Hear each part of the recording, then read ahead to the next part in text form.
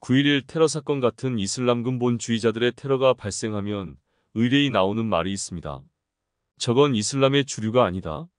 저 테러리스트들이 이슬람을 대변하지는 않는다. 이슬람은 원래 평화의 종교이다. 심지어 9.11 테러 직후 분노가 극에 달한 미국 대통령 부시조차도 그런 말을 했습니다. 이슬람은 평화의 종교이다. 그런데 이게 사실일까요?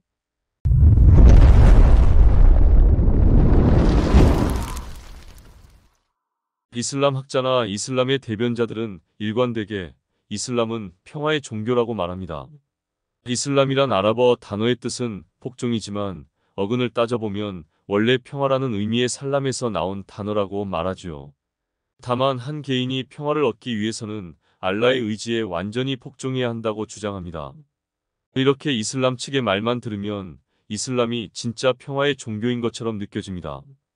그렇다면 수시로 폭탄을 터뜨리는 테러리스트들은 이슬람의 교리에 어긋난 짓을 저지르는 것이겠죠.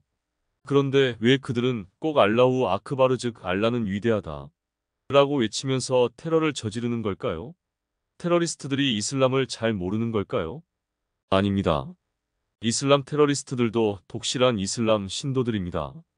그들은 자신의 테러가 지하드 즉 성전의 일환이며 그 중에서도 이슬람의 교리에 부합하는 거룩한 행위인 샤히드, 즉 순교라고 철저하게 믿습니다. 따라서 그들은 테러 직후 곧바로 이슬람의 낙원으로 가고 거기서 72명의 후리, 즉 이슬람 낙원에서 순교자를 기다리고 있는 눈이 크고 가슴이 봉긋한 처녀들을 만나서 즐길 수 있다고 믿습니다. 놀랍게도 이런 생각은 현재 이슬람의 주류와 그리 멀지 않습니다. 이슬람이 진짜 평화의 종교인지 알아보기 위해 우선 이슬람의 역사를 돌아볼 필요가 있습니다. 이슬람의 창시자 무함마드는 서기 610년경 아라비아의 메카에서 이슬람을 창시했지만 메카 사람들의 반대에 직면하여 서기 622년 자신을 따르는 무리와 함께 약 450km 떨어진 메디나로 이동합니다. 이때까지는 무함마드와 무슬림들은 폭력을 쓸 이유도 능력도 없었습니다. 하지만 일단 메디나의 근거지가 마련되자 무함마드의 무슬림 집단의 태도가 확 달라져서 메카와 시리아를 오가는 캐러밴 무리를 약탈한다든지 메카의 전투부대와 교전을 벌이는 등 일종의 군벌 같은 행태를 보여주었습니다. 그리고 점점 더 강력한 군사력을 기른 무슬림 집단은 메디나 토박이 유대인들과 충돌하기 시작했는데요. 당시 무함마드의 무슬림 부대는 꽤나 잔인했습니다. 특히 627년 바누꾸라이자 전투가 끝난 후에는 교전 상대였던 유대인 남성 7,800명의 목을 자르기도 했습니다. 아이와 여성들은 노예로 챙기고요. 무함마드의 이슬람이 세력을 확장해간 과정은 대체로 정복과 폭력을 동반했습니다. 서기 632년 무함마드가 사망한 이후 그의 지위를 이어받은 칼리프, 즉 후계자들이 아라비아를 넘어 레반트와 북아프리카, 심지어 스페인과 동유럽까지 이슬람을 퍼뜨릴 수 있었던 이유는 정복전쟁에 승리했기 때문입니다. 이슬람의 평화로운 전도는 오직 아라비아 상인들이 이슬람의 교리를 전한 아시아의 인도네시아와 말레이시아 등에서만 가능했습니다. 그러니 이슬람이 한 손에는 칼을, 다른 한 손에는 코란을 든 무슬림들에 의해 전파되었다는 말은 그다지 과장은 아닙니다. 다만 무슬림은 피정복민에게 늘 이슬람을 강요하지는 않았는데요. 특히 기독교인과 유대인 등 소위 성서의 백성들에게는 원래의 종교를 고수할 권리를 인정하는 대신 이슬람 지배자에게 지즈야, 즉 보호세를 바치고 무기 소유를 금지하며 기존의 사원 이외에 추가적인 사원을 짓지 못하고 무슬림이 아니라는 표식을 표용하는 등 이등 시민의 지위를 유지하게 했습니다. 때로는 이 이등 시민이 이슬람으로 개종할 경우 막대한 보호세를 걷지 못하게 되므로 이슬람 지배자의 재원 축소를 염려하여 일부러 개종을 불허하기도 했습니다. 이슬람에서는 이러한 이등 시민을 딘미라고 부르는데요.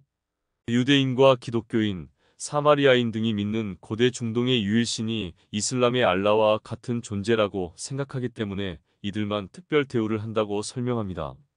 코란에는 다음과 같이 명령하고 있습니다. 코란 9장 29절입니다. 알라와 최후이나를 믿지 않는 자들, 알라와 그분의 예언자가 불법으로 정한 것을 불법으로 보지 않는 자들, 성서를 받은 자들 중 진리의 종교를 받아들이지 않는 자들과 싸우라. 그들이 고개를 숙이고 기꺼이 보호세를 납부할 때까지 싸워라. 여기서 성서를 받은 자들이란 유대인과 기독교인 등을 말합니다. 이슬람교에서는 유대인의 토라 즉 구약 성서와 기독교인의 복음서가 알라가 준 선물이라고 간주하거든요. 그리고 다신교도나 우상 숭배자들은 뒷미보다 더 낮은 지위에 속하고 원칙적으로 살려둘 수 없는 존재이지만 참회하고 알라에게 예배를 드리고 보호세를 내면 죽이지는 않는 걸로, 즉 이슬람에 귀의한다면 살려주라고 되어 있습니다. 코란 9장 5절을 보시죠. 신성한 달이 지나가면 모든 곳에 매복하고 있다가 우상 숭배자가 나타나면 포위에서 보이는 대로 다 잡아서 죽여라. 하지만 그들이 참회하고 예배를 행하고 구빈세를 낸다면 그들의 길을 가게 하라. 알라는 용서하시는 자비로운 분이다. 다시 말해 자신의 원래 종교를 버리고 무슬림이 된다면 봐주라는 얘기입니다. 하지만 이들이 이슬람을 버린다면 기필코 죽이라고 말합니다. 4장 89절입니다. 그들은 너희도 자기들처럼 불신자가 되기를 바란다. 그러니 그들이 알라의 대의를 받들기 전까지는 동맹으로 삼지 말라. 하지만 그들이 알라를 거절하고 등을 돌린다면 그들이 어디 있던 잡아 죽이고 동맹이나 조력자로 삼지 말라. 기본적으로 이슬람은 다른 신앙을 가진 이들에 대해 굉장히 적대적인 종교입니다. 그럼에도 불구하고 이슬람 학자들은 흔히 코란의 단 한 문장, 즉 2장 256절을 근거로 이슬람이 종교의 자유를 옹호한다는 거짓 주장을 하기도 합니다. 2장 256절 문제의 구절을 보시죠. 신앙에 강요가 있어서는 안 된다. 올바른 길은 거짓된 길과 다르다. 따라서 악마를 뿌리치고 알라를 믿는 자는 누구나 튼튼한 보호자를 찾은 셈이다. 알라는 모든 것을 듣고 모든 것을 아시는 분이다. 글자 그대로만 보면 알라를 믿는 것이 올바르지만 믿지 않더라도 강요하지 말라는 얘기 같지요. 그러나 코란의 다른 구절들을 참고하자면 저희는 이슬람을 믿지 않는 유대인과 기독교인은 믿지 않는 대신 2등 시민으로 취급하고 그들에게서 보호세를 거두라는 뜻일 뿐입니다.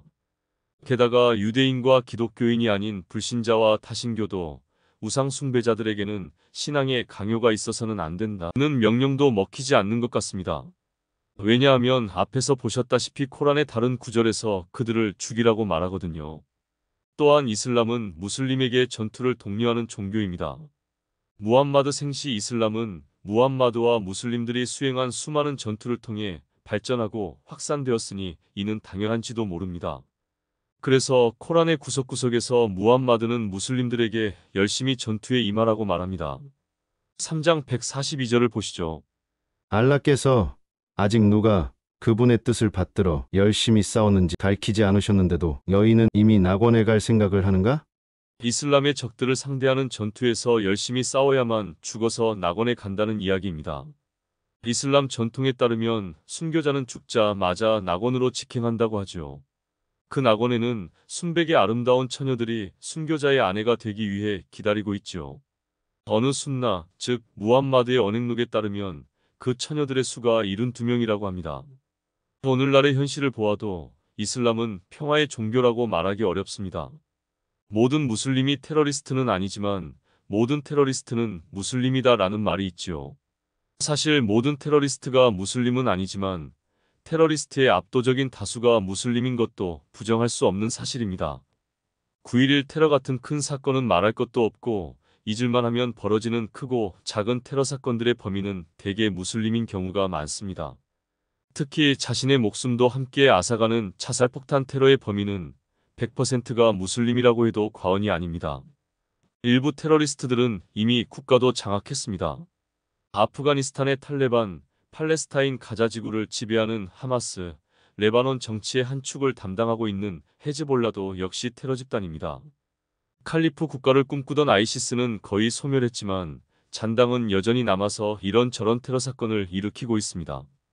더 큰 문제는 이슬람 공동체 내에 이런 테러 집단에 대한 지지가 상당하다는 사실입니다. 9.11 테러 직후인 2003년 여론조사기관 PEW가 몇몇 이슬람 국가에서 실시한 여론조사에서 오사마 빈 라덴을 신뢰한다는 답변이 터무니없이 높게 나온 적이 있습니다. 터키에서는 15%, 파키스탄은 46%, 요르단은 56%, 팔레스타인에서는 무려 72%의 응답자가 오사마 빈 라덴을 신뢰한다고 답변했습니다. 그리고 아이시스가 한참 기승을 부리던 2015년 역시 PEW가 실시한 조사에서 아이시스를 호의적으로 보는가 라는 질문에 팔레스타인 6%, 터키 8%, 파키스탄 9%, 세네갈 11%, 나이지리아 14%의 응답자가 호의적으로 본다고 응답했습니다. 상대적으로 소수이긴 하지만 절대적인 숫자로 따지면 꽤 많은 사람들이죠. 이와 별도로 무슬림이 주류인 20개국 국민을 상대로 한 조사에서 8%의 응답자가 아이시스를 지지한다고 답변한 경우도 있었습니다. 당시 해당 20개국의 총인구가 10억 명가량 되었으므로 그 국가들에서 약 8천만 명이 아이시스를 지지한 것으로 추정할 수 있습니다. 자살폭탄 테러가 정당화될 수 있는가? 라는 질문의 여론조사도 있었습니다. 이에 미국의 무슬림 중 1%만이 종종 정당화될 수 있으며 7%가 때때로 정당화될 수 있다. 고 답변한 반면 이집트 12%, 레바논 12%, 팔레스타인 31%의 응답자가 종종 정당화될 수 있다고 답변했고 이집트 16%, 레바논 23%, 팔레스타인 37%의 응답자가 때때로 정당화될 수 있다고 답변했습니다. 특히 팔레스타인의 경우 절대 정당화될 수 없다는 답변은 19%에 불과했습니다. 물론 전 세계적으로 보면 오사마 빈 라덴 같은 테러리스트, 아이시스 같은 테러 집단을 지지하지 않는 무슬림이 더 많고 자살폭탄 테러를 정당화될 수 없다고 보는 무슬림이 더 많을 것입니다. 하지만 무슬림 중 테러를 지지하는 이들의 절대 숫자가 이렇게 많다면 전체 무슬림 집단을 평화적인 집단으로 보기는 어렵다는 게 로고스 TV의 판단입니다. 또한 이슬람이라는 종교 자체를 평화의 종교라고 보기도 어렵다고 생각합니다. 교리를 보나 역사를 보나 현실을 보나 어느 뭐로 봐도 이슬람은 평화의 종교와는 거리가 멉니다. 그렇다고 기독교가 평화의 종교라는 이야기는 아닙니다. 하지만 적어도 현재 하나님은 위대하다. 를 외치며 자살폭탄을 터뜨리는 기독교인은 없지요. 또한 적어도 종교 재판이나 마녀사냥 등 과거의 잘못을 옹호하는 기독교인도 없습니다. 대통령이나 수상 대신 기독교 수장이 지배하는 신정국가를 건설하자고 주장하는 기독교인도 없고요. 하지만 이슬람에서는 비슷한 일들이 아무렇지도 않게 벌어지고 있습니다. 실제로 잊을만 하면 한 번씩 이슬람 광신도의 자살폭탄 테러가 일어나고 파키스탄에서는 이슬람을 모욕했다는 이유로 죄인을 사형에 처하고 이란과 아프가니스탄에는 신정국가가 운영되고 있습니다. 상황이 이런데 소위 온건 이슬람 주류에서는 별다른 반성이나 개선의 노력이 없습니다. 이러니 어떻게 이슬람이 평화의 종교가 될 수 있겠습니까? 이슬람에서는 전도를 다와라고 부릅니다. 중동의 돈 많은 이슬람 국가들은 해외 전도를 위해 돈도 많이 쓰고 여러 가지 노력을 기울이는데요. 우리나라에서도 다와를 하는 무슬림이 좀 있습니다. 그들은 이슬람을 여러 가지 미사역으로 치장하곤 하는데요. 적어도 이슬람이 평화의 종교라는 억지 주장은 하지 말았으면 합니다. 로고스 TV였습니다. 감사합니다.